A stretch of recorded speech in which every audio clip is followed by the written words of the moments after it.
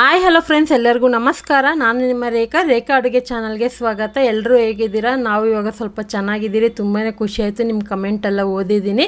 So ಯಾರಿಗೂ reply ಮಾಡಿಲ್ಲ ಅಂತ ಬೇಜಾರು ಮಾಡ್ಕೋಬೇಡಿ, ಎಲ್ಲರಿಗೂ ರಿಪ್ಲೈ ಮಾಡ್ತೀನಿ. ಹಬ್ಬ ಸ್ಪೆಷಲಾಗಿ ಡಿಫ್ರೆಂಟಾಗಿ ಏನಾದರೂ ಟ್ರೈ ಮಾಡೋಣ ಅಂತ ಉದ್ದಿನ ಬೇಳೆಯಲ್ಲಿ ಮಸಾಲೆ ವಡೆ ಮಾಡ್ತಾಯಿದ್ದೀನಿ. ಖಂಡಿತ ಟ್ರೈ ಮಾಡಿ ನೋಡಿ, ಯೂಸ್ಫುಲ್ ಆಗಿರುತ್ತೆ. ಇದನ್ನ ಸ್ನ್ಯಾಕ್ಸ್ ರೀತಿ ಕೂಡ ನೀವು ತಗೋಬೋದು. ಇವತ್ತಿನ ವಿಡಿಯೋ ಇಷ್ಟ ಆಯ್ತು ಅಂದರೆ ಲೈಕ್ ಮಾಡಿ, ಶೇರ್ ಮಾಡಿ, ಹಾಗೆ ರೇಖಾ ಅಡುಗೆ ಚಾನಲ್ನ ಸಬ್ಸ್ಕ್ರೈಬ್ ಮಾಡ್ಕೊಳ್ಳಿ. ಇವಾಗ ಯಾವ ರೀತಿ ಮಾಡೋದಂತ ನೋಡ್ಕೊಬರೋಣ ಬನ್ನಿ. ಮೊದಲನೇದಾಗಿ 1 ಕಪ್ ಆಗೋಷ್ಟು ಉದ್ದಿನ ಬೇಳೆನ ಚೆನ್ನಾಗಿ ತೊಳೆದ್ಬಿಟ್ಟು ಮಿನಿಮಮ್ ಅದು ಒಂದು 2 ರಿಂದ 3 ಅವರ್ ನೆನೆ ಹಾಕ್ಕೊಳ್ಳಿ. ಟೈಮ್ ಇಲ್ಲ ಅಂದರೆ ಒಂದು 2 ಅವರ್ ನೆನೆಲೇಬೇಕು. ಯಾಕಂದರೆ ಇದಕ್ಕೆ ನೀರು ಹಾಕ್ತೇ ನಾವು ರುಬ್ತೀರಿ. ಸೊ ಅದಕ್ಕೋಸ್ಕರನೇ ನೀರು ಅವಶ್ಯಕತೆ ಇರಲ್ಲ ಜಾಸ್ತಿ. ಆ ನೆಂದಿರೋಂಥ ಬೇಳೆನಲ್ಲೇ ರುಬ್ಬಬೇಕು. ಮಸಾಲೆ ವಡೆ ಅಂದರೆ ನಾವು ಹಾಕುವಂಥ ಮಸಾಲೆಗಳು ಏನೇನೆಂದರೆ ಚಕ್ಕೆ ಒಂದು 2 ಪೀಸು, ಒಂದು 10 ಕಾಳು ಮೆಣಸು, ಒಂದು 2 ಲವಂಗ, 1 ಟೀ ಸ್ಪೂನ್ ಸೋಂಪು ಕಾಳು, 4 ಹಸಿರು ಮೆಣಸಿನ್ಕಾಯಿ ಹಾಕ್ಕೊತಾ ಇದ್ದೀನಿ. ಇದು ಸ್ವಲ್ಪ ಉದ್ದ ಇರುತ್ತಲ್ಲ ದಪ್ಪಕ್ಕೆ, ಅದು ಖಾರ ಕಡಿಮೆ ಇರುತ್ತೆ. ಅದ್ರ ಜೊತೆಗೆ 3 ಒಣಗಿದ ಮೆಣಸಿನ್ಕಾಯಿ ಹಾಕ್ಕೊಂಡು 1 ಇಂಚ್ ಶುಂಠಿನೂ, ಒಂದು 10 ಪೀಸ್ ಬೆಳ್ಳುಳ್ಳಿ ಹಾಕಿ ಇದನ್ನು ತರತರಿಯಾಗಿ ರುಬ್ಕೊಂಬರ್ತೀನಿ. ಬೇಳೆ ಜೊತೆಗೆ ರುಬ್ಬೋ ಅವಶ್ಯಕತೆ ಇಲ್ಲ. ಇದನ್ನು ತರತರಿಯಾಗಿ ರುಬ್ಕೊಬಂದ್ಮೇಲೆ ಇದನ್ನು ಮಿಕ್ಸ್ ಮಾಡಿದ್ರೆ ಸಾಕಾಗುತ್ತೆ. ಯಾಕಂದರೆ ನಮಗೆ ತಿನ್ನೋವಾಗ ಟೇಸ್ಟ್ ಸಿಗಬೇಕಲ್ವ, ಅದಕ್ಕೋಸ್ಕರನೇ. ಬೇಳೆ ಜೊತೆ ಮಿಕ್ಸ್ ಆಯ್ತು ಅಂದ್ರೆ ಅದು ಬೇರೆ ಫ್ಲೇವರ್ ಬಂದ್ಬಿಡುತ್ತೆ, ತುಂಬ ಓವರ್ ಮಸಾಲೆ ಅನಿಸ್ಬಿಡುತ್ತೆ. ಮೈಲ್ಡ್ ಆಗಬೇಕಂದ್ರೆ ಈ ಥರ ತರತರಿಯಾಗಿ ಫಸ್ಟ್ ರುಬ್ಬಿಟ್ಕೊಳ್ಳಿ. ಹಾಗೆ ಇವಾಗ ನಾನು ಇದನ್ನು 2 ಬ್ಯಾಚ್ ಆಗಿ ಉದ್ದಿನ ಬೇಳೆನ ರುಬ್ಕೊತೀನಿ. ಯಾಕಂದರೆ ನಾನು ಮಿಕ್ಸಿ ಜಾರು ನೀವು ಯಾವ ಥರ ಇರುತ್ತೆ ಅಂತ ನೋಡಿ ಅದ್ರ ಮೇಲೆ ರುಬ್ಕೋಬೇಕಾಗುತ್ತೆ. ಯಾಕಂದರೆ ಇದನ್ನು ಪಲ್ಸ್ ಮೂಡಲ್ಲೇ ರುಬ್ಕೋಬೇಕಾಗುತ್ತೆ. ನೀರು ಬೇಕು ಅಂದರೆ 1 ಸ್ಪೂನ್ ಅಥವಾ 2 ಸ್ಪೂನ್ ಹಾಕ್ಕೊಳ್ಳಿ. ನಾನು ನೀರು ಹಾಕಿದ್ರೇ ಸ್ಟಾಪ್ ಮಾಡಿ ರುಬ್ಕೊತೀನಿ. ಇವಾಗ ನೋಡ್ತಾ ಇರ್ಬೋದು, ಈ ಥರ ಗಟ್ಟಿಯಾಗಿ ರುಬ್ಕೊಂಡಿದ್ದೀನಿ. ಯಾಕಂದರೆ ವಡೆ ತಟ್ಟೋದಕ್ಕೆ ನಮಗೆ ಈಸಿ ಆಗಬೇಕು. ಅದಕ್ಕೋಸ್ಕರನೇ ಇದನ್ನು ಆನ್ ಆಫ್ ಮೂಡಲ್ಲೇ ರುಬ್ಕೊಳ್ಳಿ. ನಾನಿಲ್ಲಿ 1 ಕಪ್ಪಲ್ಲಿ ತೋರಿಸ್ಕೊಂಡಿದ್ದೀನಿ. ನೀವು ಫಸ್ಟ್ ಟೈಮ್ ಟ್ರೈ ಮಾಡ್ತೀರಂದರೆ ಸೇಮ್ 1 ಕಪ್ ಅಳತೆನಲ್ಲಿ ಮಾಡಿ. ನಿಮಗೆ ಇಷ್ಟ ಆಯ್ತು ಅಂದರೆ ಜಾಸ್ತಿ ಕ್ವಾಂಟಿಟಿನಲ್ಲಿ ಕೂಡ ಮಾಡ್ಕೋಬೋದು.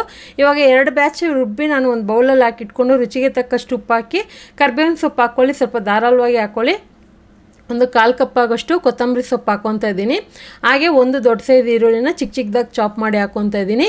ಸೊ ಆಲ್ರೆಡಿ ಹಬ್ಬಕ್ಕೆ ಯಾವ ಥರ ಅಡುಗೆಗಳು ಬೇಕಂತ ನಾನು ಎಷ್ಟೊಂದು ವೆರೈಟಿಗಳು ಹಾಕಿದ್ದೀನಿ. ನೀವು ನೋಡಿಲ್ಲ ಅಂದರೆ ಚೆಕ್ ಮಾಡ್ಕೊಳ್ಳಿ. ಬಿಗಿನರ್ಸ್ ಆಗಿರ್ಬೋದು ಅಥವಾ ಹಳಬರಾಗಿರ್ಬೋದು, ತುಂಬ ಜನ ಸಪೋರ್ಟ್ ಮಾಡ್ತಾಯಿದ್ದೀರಾ. ನಿಮ್ಮ ಕಮೆಂಟೆಲ್ಲ ನಾನು ಓದ್ತಾ ಇರ್ತೀನಿ. ಸೊ ಖಂಡಿತ ನಾನು ಎಲ್ರಿಗೂ ಒಂದು ದಿವಸ ರೀಪ್ಲೈ ಕೊಡ್ತೀನಿ. ನಿಮ್ಮ ಆಶೀರ್ವಾದ ಹಿಂಗೆ ಇರಲಿ ಅಂತ ಕೇಳ್ಕೊತೀನಿ. ನನಗೂ ನಮ್ಮ ತಮ್ಮನಿಗೆ ಇವಾಗ ಸ್ವಲ್ಪ ಪರವಾಗಿಲ್ಲ. ಇನ್ನು ಮುಂದೆ ರೆಗ್ಯುಲರಾಗಿ ವಿಡಿಯೋ ಹಾಕೋಕ್ಕೆ ಟ್ರೈ ಮಾಡ್ತೀರಿ. ಹಾಗೆ ಟ್ರೈ ಮಾಡೋದಲ್ಲ, ಮಾಡ್ತೀರಿ. ಸೊ ಖಂಡಿತ ನಿಮ್ಮ ಸಪೋರ್ಟ್ ಹೇಗೆ ಇರಲಿ. ಇವಾಗ ನೋಡ್ತಾ ಇರ್ಬೋದು, ಚೆನ್ನಾಗಿ ಮಿಕ್ಸ್ ಆಗಿದೆ. ಹಾಗೆ ಕೆಲವೊಂದು ಡಿಫ್ರೆಂಟ್ ವೀಡಿಯೋಸ್ ಎಲ್ಲ ಹಾಕ್ತಾಯಿದ್ದೀನಿ. ರೇಖಾ ಟ್ಯಾಲೆಂಟ್ ಚಾನಲಲ್ಲಿ ಹೋಗಿ ನೋಡಿ. ವ್ಲಾಗ್ ಆಗಿರ್ಬೋದು, ಟಿಪ್ಸ್ ಆಗಿರ್ಬೋದು, ಅದೆಲ್ಲ ಹಾಕ್ತಾಯಿದ್ದೀನಿ. ನಿಮಗೆ ಯೂಸ್ಫುಲ್ ಆಗಿರುತ್ತೆ. ಹಬ್ಬದ ಟೈಮಲ್ಲಿ ಹಾಕ್ತಾಯಿದ್ದೀನಿ, ಖಂಡಿತ ಚೆಕ್ ಮಾಡಿ ನೋಡಿ. ಇವಾಗ ಇದನ್ನು ಚೆನ್ನಾಗಿ ಮಿಕ್ಸ್ ಮಾಡಿದ ಮೇಲೆ ಉಪ್ಪು ಖಾರ ಚೆಕ್ ಮಾಡ್ಕೊಳ್ಳಿ. ಬೈ ಚಾನ್ಸ್ ಉಪ್ಪು ಕಡಿಮೆ ಆದರೆ ಒಂದೊಂದು ಚೂರು ಹಾಕ್ಕೊಳ್ಳಿ. ಖಾರ ಕರೆಕ್ಟಾಗಿರುತ್ತೆ. ಇದನ್ನು ಮಿಕ್ಸ್ ಮಾಡಿದ ಮೇಲೆ ನಿಮಗೆ ಯಾವ ಸೈಜಿಗೆ ಬೇಕು ಆ ಸೈಜ್ಗೆ ಉಂಡೆ ಮಾಡಿ ಇಟ್ಕೊಂಡು, ಆನಂತರ ನಾನಿಲ್ಲಿ ವಿಳ್ಯದೆಲೆ ತೊಗೊಂಡಿದ್ದೀನಿ. ಯಾಕಂದರೆ ಈ ಥರ ಈಸಿಯಾಗಿ ಬಿಗಿನರ್ಸ್ಗೆ ಈಸಿ ಆಗಿಲ್ಲ ಅಂತ ನಾನು ತೋರಿಸ್ತಾ ಇದ್ದೀನಿ. ನೀವು ಬೇಕಂದರೆ ಕೈಯಲ್ಲಿ ನಾರ್ಮಲಾಗಿ ವಡೆ ತರ್ತಿರಲ್ಲ, ಅದೇ ಥರನೂ ಮಾಡ್ಕೋಬೋದು. ಇದು ಉದ್ದಿನ ಬೇಳೆಯಲ್ಲಿ ಮಾಡ್ತಾ ಇರೋದ್ರಿಂದ ನಾನು ಮಧ್ಯಕ್ಕೆ ಹೋಲ್ಸ್ ಮಾಡ್ತಾ ಇದ್ದೀನಿ. ಯಾಕಂದರೆ ಸ್ವಲ್ಪ ಹೋಲ್ಸ್ ಆದರೆ ಸುತ್ತಲೂ ಕೂಡ ಬೇಯೋದ್ರಿಂದ ಮಧ್ಯದಲ್ಲಿ ಕೂಡ ಬೇಯುತ್ತೆ. ಮತ್ತು ವಡೆ ಯಾವ ಸೈಜ್ಗೆ ಇರುತ್ತೆ ಆ ಸೈಜ್ಗೆ ಮಾಡ್ಕೊಳ್ಳಿ. ತುಂಬ ಉದ್ದಿನ ವಡೆ ಮಾಡ್ತಿರಲ್ಲ ಆ ಟೈಪ್ ಮಾಡೋಕ್ಕೆ ಹೋಗಬಾರ್ದು. ಸ್ವಲ್ಪ ತೆಳ್ಳಗೂ ಇರಬೇಕು, ಮಂದಕ್ಕೂ ಇರಬೇಕು. ಮತ್ತು ಇದನ್ನು ಬೇಯಿಸೋವಾಗ ನಾನು ಯಾವಾಗೂ ಹೇಳ್ತಾ ಇರ್ತೀನಿ ಟಿಪ್ಸು. ಹಾಕೋವಾಗ ಹೈ ಫ್ಲೇಮಲ್ಲಿ ಹಾಕಿ, ಬೇಯಿಸೋವಾಗ ಮೀಡಿಯಮ್ ಫ್ಲೇಮಲ್ಲಿ. ಇದೊಂದು ಸ್ವಲ್ಪ ಟೈಮ್ ತೊಗೊಳುತ್ತೆ ಬೇಯೋದಕ್ಕೆ. ಯಾಕಂದರೆ ಉದ್ದಿನ ಬೇಳೆ ಅಲ್ವಾ, ಮತ್ತು ವಡೆ ಥರ ಮಾಡ್ತಾ ಇರೋದ್ರಿಂದ ಇದು ಫ್ಲಫಿಯಾಗಿ ಉಬ್ಬೋದಿಲ್ಲ. ಹಾಗೆ ವಡೆ ಥರನೇ ಇರುತ್ತೆ. ಸ್ವಲ್ಪ ಕ್ರಿಸ್ಪಿಯಾಗಿ ಬರೋ ಗಂಟ ಒಂದು 5 ನಿಮಿಷ 2 ಕಡೆ ತಿರುಗಿಸ್ಕೊಂಡು ಬೇಯಿಸ್ಕೊಳ್ಳಿ. ಸೊ ಇವಾಗ ಚೆನ್ನಾಗಿ ಕಲರ್ ಬರಬೇಕು. ಮತ್ತು ನೀವು ಸೌಟಲ್ಲಿ ಶೇಕ್ ಮಾಡಿದ್ರೆ ಗರಿಗರಿಯಾಗಿ ಶಬ್ದ ಬರುತ್ತೆ. ಆ ಥರ ಅಂದರೆ ಹೊಸ್ದಾಗಿ ಮಾಡೋರಿಗೆ ಹೇಳ್ತಾ ಇದ್ದೀನಿ, ಕೆಲವ್ರಿಗೆ ಗೊತ್ತಾಗೋದಿಲ್ವಲ್ಲ, ಅದಕ್ಕೋಸ್ಕರನೇ ಮೀಡಿಯಮ್ ಫ್ಲೇಮಲ್ಲಿ ಇಟ್ಕೊಂಡು ಫ್ರೈ ಮಾಡ್ಕೊಳ್ಳಿ. ಸೊ ಹಬ್ಬದಲ್ಲಿ ಈ ಥರ ಒಂದು ಡಿಫ್ರೆಂಟಾಗಿ ಟ್ರೈ ಮಾಡ್ತೀರಂದರೆ ಟ್ರೈ ಮಾಡಿ ನೋಡಿ, ಚೆನ್ನಾಗಿರುತ್ತೆ. ಅಥವಾ ಯಾರಾದರೂ ಮನೆಗೆ ನೆಂಟರು ಫ್ರೆಂಡ್ಸ್ ಬಂದಾಗ ಅಥವಾ ಕಿಟ್ಟಿ ಪಾರ್ಟಿ ಥರ ಏನಾದರೂ ನೀವು ಮಾಡ್ತೀರಾ ಅಂದರೆ ಸ್ನ್ಯಾಕ್ಸ್ ಆಗಿ ಈ ರೆಸಿಪಿನ ಟ್ರೈ ಮಾಡ್ಬೋದು. ಟೀ ಕಾಫಿ ಜೊತೆಗೂ ಚೆನ್ನಾಗಿರುತ್ತೆ, ಬೆಳಗ್ಗೆ ತಿಂಡಿ ಕೂಡ ಚೆನ್ನಾಗಿರುತ್ತೆ. ಆಲ್ಮೋಸ್ಟ್ ಇವಾಗ ರೆಡಿ ಆಯಿತು.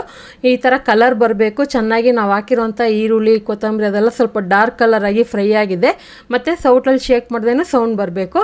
ನಾನು ಇದನ್ನು 3 ಬ್ಯಾಚ್ ಥರ ಮಾಡ್ಕೊಂಡಿದ್ದೀನಿ. ಯಾಕಂದರೆ ಈ ಥರ ಎಣ್ಣೆನಲ್ಲಿ ಮಾಡೋಂಥ ಐಟಮ್ನ ಕಡಿಮೆ ಕ್ವಾಂಟಿಟಿ ಹಾಕ್ಕೊಳ್ಳಿ, ಆವಾಗ ಗರಿಗರಿಯಾಗಿ ಬರುತ್ತೆ. ಸೊ ಇದನ್ನು ಹಾಗೆ ಕೂಡ ತಿನ್ಬೋದು, ಚಟ್ನಿ ಜೊತೆಗೂ ಸರ್ವ್ ಮಾಡ್ಕೋಬೋದು. ಖಂಡಿತ ರೆಸಿಪಿನ ಟ್ರೈ ಮಾಡಿ ನೋಡಿ. ನಿಮಗೆ ಯಾವ ಥರ ಬಂತಂತ ಕಮೆಂಟ್ ಮಾಡಿ. ಈ ರೆಸಿಪಿ ಇಷ್ಟ ಆಯ್ತು ಅಂದರೆ ಜಾಸ್ತಿ ಲೈಕ್ ಮಾಡಿ, ನಿಮ್ಮ ಫ್ಯಾಮಿಲಿ ಫ್ರೆಂಡ್ಸ್ಗೂ ಶೇರ್ ಮಾಡಿ. ಇದೇ ಥರ ಡಿಫ್ರೆಂಟ್ ವೀಡಿಯೋಗೋಸ್ಕರ ರೇಖಾ ಅಡುಗೆ ಚಾನಲ್ನ ಹೊಸದಾಗಿ ನೋಡ್ತಾ ಇದ್ದೀರಂದರೆ ಸಬ್ಸ್ಕ್ರೈಬ್ ಮಾಡಿಕೊಂಡು ಬೆಲ್ ಐಕನ್ ಕೂಡ ಕ್ಲಿಕ್ ಮಾಡ್ಕೊಳ್ಳಿ. Thank you for watching. Bye.